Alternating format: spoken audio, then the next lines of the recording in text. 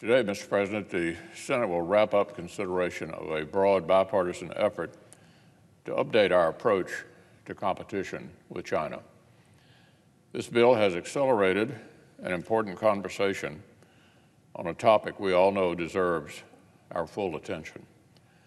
From critical supply chains to intellectual property to counter-espionage, it touches on key issues that will help determine our strategic footing for decades.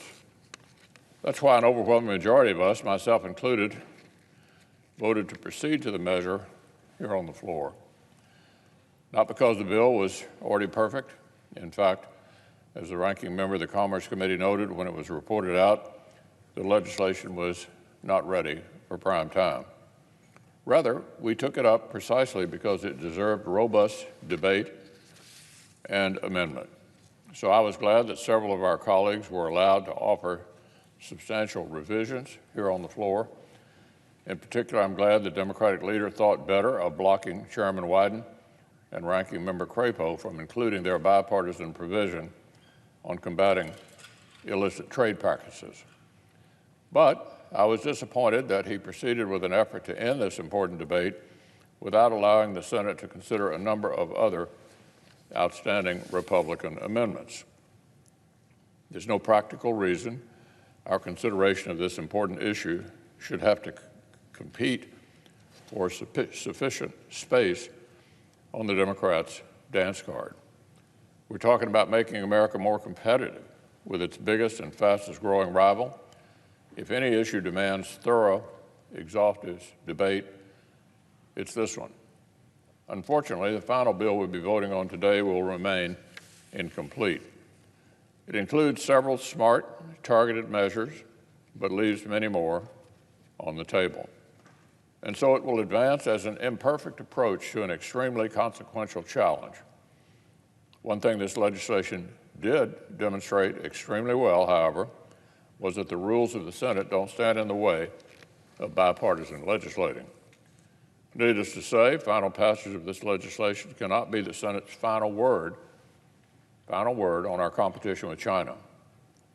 It certainly won't be mine. As I've warned repeatedly, soft power is only as strong as the hard power underpinning it. The Chinese Communist Party doesn't hesitate in investing the proceeds of its predatory trade practices and influence campaigns directly into modernizing its hard power arsenal. Over the past 2 decades, defense spending in Beijing has increased astronomically. Meanwhile, the Biden administration proposal for defense spending puts forward such a meager year-on-year increase, it fails to keep pace with inflation, let alone with our rivals. The White House request would degrade our ability to project power quickly out in the Western Pacific. It would cannibalize Pacific Deterrence Initiative funds intended to build infrastructure and enhance interoperability with our partners in the region just to cover shortfalls elsewhere in the budget. And it would cut procurement of critical munitions that are already in short supply. The administration is playing a dangerous shell game, and the political consequences aren't lost on either side of the Pacific. The perception that the United States might be any less than fully committed to prevailing in great power competition has left China emboldened and our friends in the region quite worried.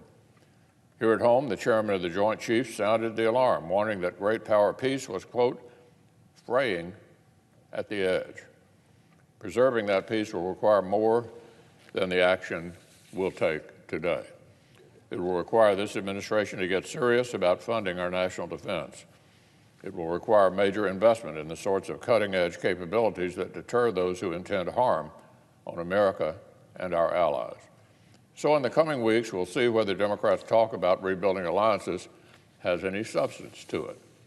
In the annual defense authorization and the appropriations process, the Senate will embrace this essential debate about restoring America's hard power head-on.